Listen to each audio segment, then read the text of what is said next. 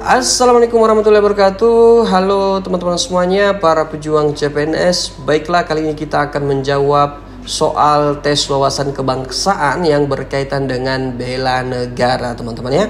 Nah, buat teman-teman semuanya yang ingin menonton video sebelumnya yang membahas tentang Pancasila, yang membahas tentang Undang-Undang Dasar, maka teman-teman silahkan tonton di video sebelumnya di channel kami.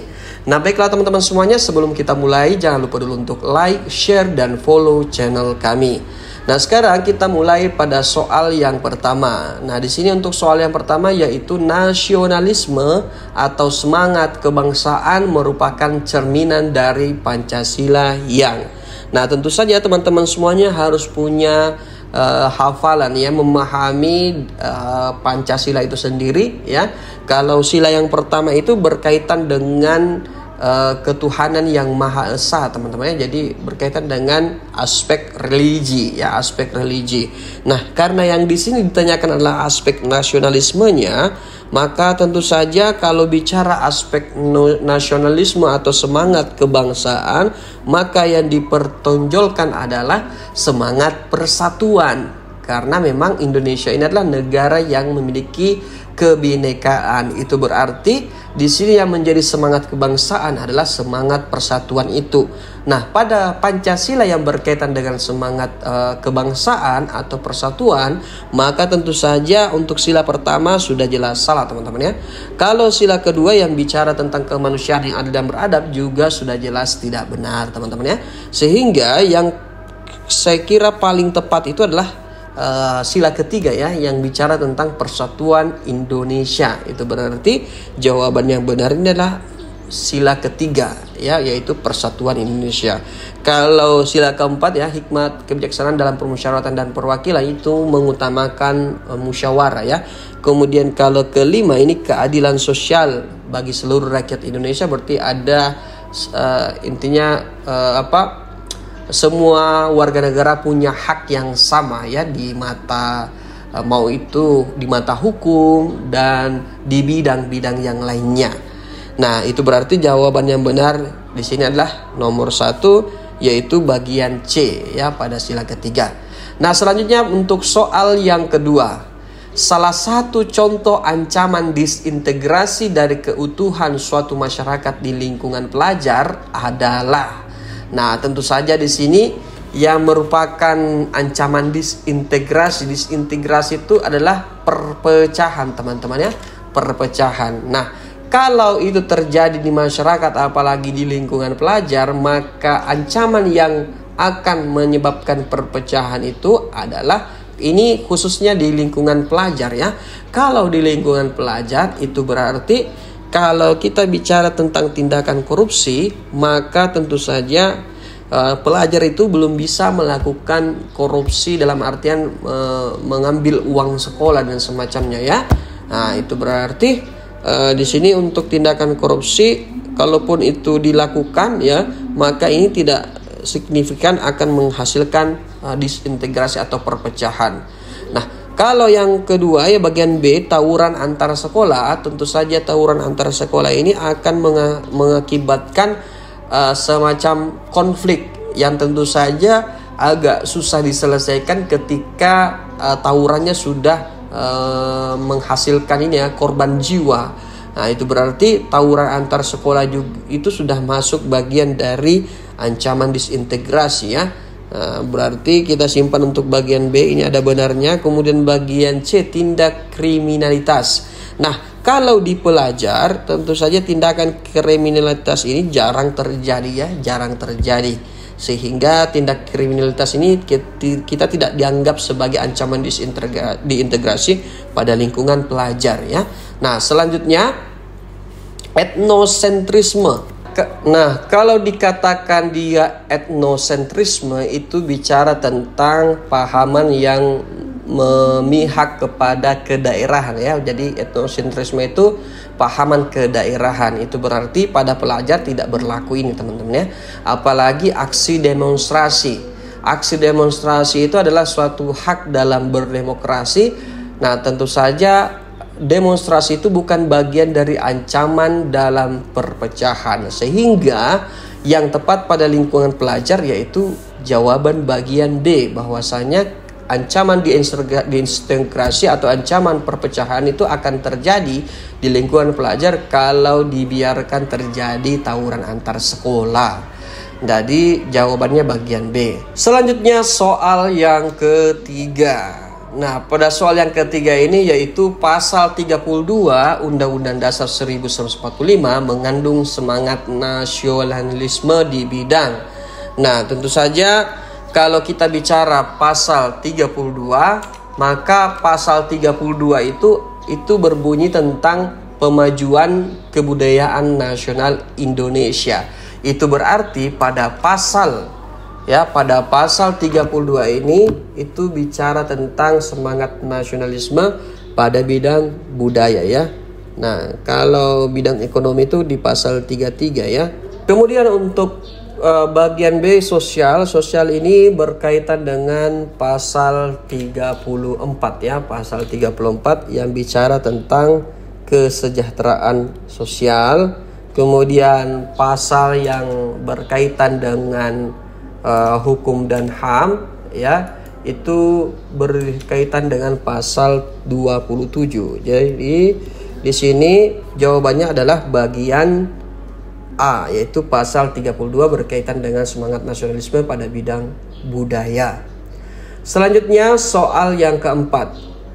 Nasionalisme dapat diklasifikasikan ke dalam jenis-jenis berikut kecuali. Jadi di sini ada nasionalisme humaniter, ada nasionalisme Yakobin, ada yang nasionalisme tradisional, ada nasionalisme integral, ada nasionalisme doktriner. Nah, tentu saja yang merupakan bukan bagian dari nasionalisme yaitu ya ini kan kata kecuali, berarti ada 4 yang bagian dari nasionalisme teman-teman ya. Nah, untuk di sini kalau kita bedah satu-satu, nasionalisme humaniter itu adalah nasionalisme pahaman kebangsaan yang berpihak kepada kemanusiaan teman-teman ya, yang berpihak kepada kemanusiaan. Nah, kalau selanjutnya untuk nasionalisme Jakobin adalah nasionalisme yang demokratis tetapi doktriner ya, dan fanatik terhadap bangsa lain ya. Nah, jadi tetap punya pahaman kebangsaan yang demokratis tetapi fanatik terhadap bangsa lain.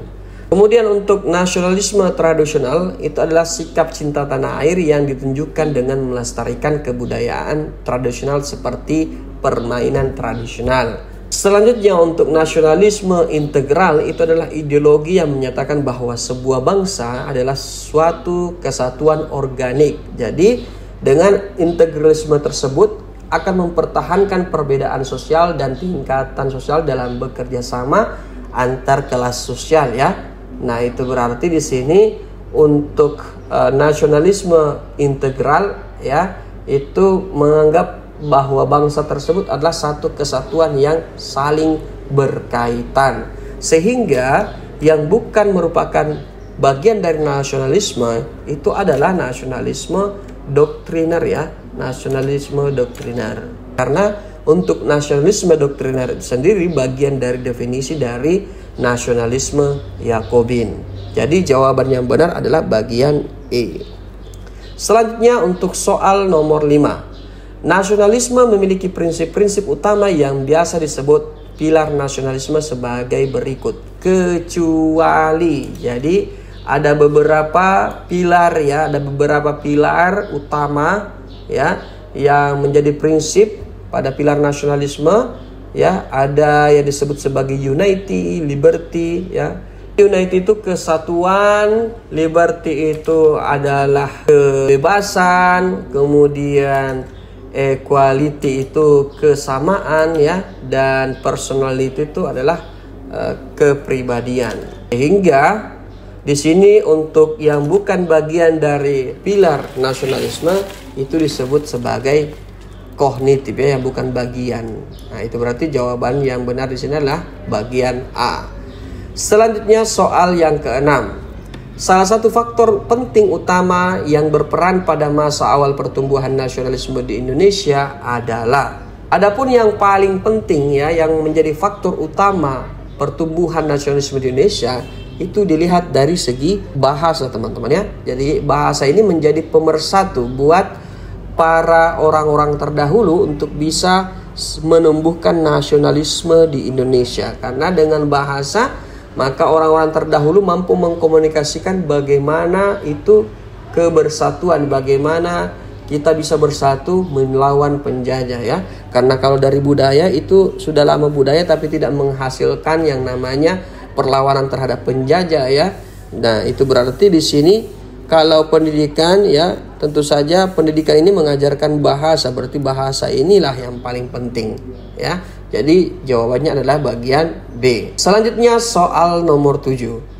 Bendera pusaka disimpan dan tidak dikibarkan lagi pada hari ulang tahun kemerdekaan Republik Indonesia sejak tahun. Jadi bendera pusaka yang dimiliki oleh Indonesia yang memang pertama kali dibuat ya, itu sudah mulai tidak dikibarkan lagi kalau menurut sejarah ya pada tahun 1969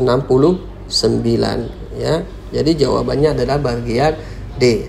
Selanjutnya untuk soal nomor 8. Salah satu penghambat integrasi nasional adalah adanya suku bangsa yang menilai budaya suku bangsa lain berdasarkan standar budaya sendiri, sehingga kebudayaan lain terlihat buruk. Paham ini disebut dengan, tentu saja yang berkaitan dengan budaya, kedaerahan ya, nilai-nilai tradisional, adat istiadat, maka tentu saja pahaman yang selalu menilai ya budayanya itu lebih tinggi daripada budaya orang lain ya, maka itu masuk dalam pahaman etnosentrisme ya, atau pahaman tentang etnis. Selanjutnya soal nomor 9. Sumpah Pemuda dianggap sebagai titik awal perjuangan nasionalisme di Indonesia. Sumpah Pemuda merupakan kesepakatan Kongres Pemuda yang diketahui oleh.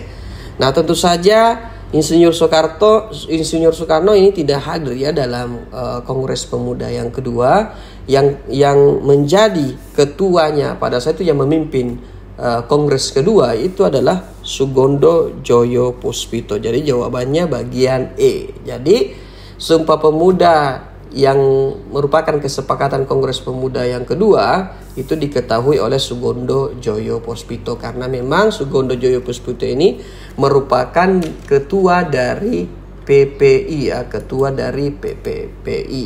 Jadi jawabannya di sini adalah bagian E. Selanjutnya soal nomor 10. Fungsi norma-norma atau nilai sosial dalam melangsungkan proses integrasi sosial adalah sebagai berikut. Nah, fungsi norma ini ya supaya bisa melangsungkan proses integrasi sosial. Apa itu proses integrasi sosial? Integrasi sosial adalah proses penyatuan sosial masyarakat ya. Itu berarti fungsi norma-norma atau nilai sosial tersebut itu sudah menjadi aturan baku ya, aturan baku. Apa itu aturan baku? Sudah dituliskan. Bukanlah hukum tidak tertulis, apalagi kesepakatan bersama ya, bukan juga merupakan hasil dari budaya sosial dan bukan menjadi kebutuhan bersama ya, tapi itu merupakan suatu kewajiban yang sudah diatur dalam aturan baku atau yang disebut sebagai konstitusi atau hukum teman-teman ya. Jadi jawabannya bagian A. Nah, baiklah teman-teman semuanya, seperti itulah jawaban untuk soal tes wawasan kebangsaan tentang bela negara. Semoga informasi ini bermanfaat. Jangan lupa untuk like, share, dan follow channel kami.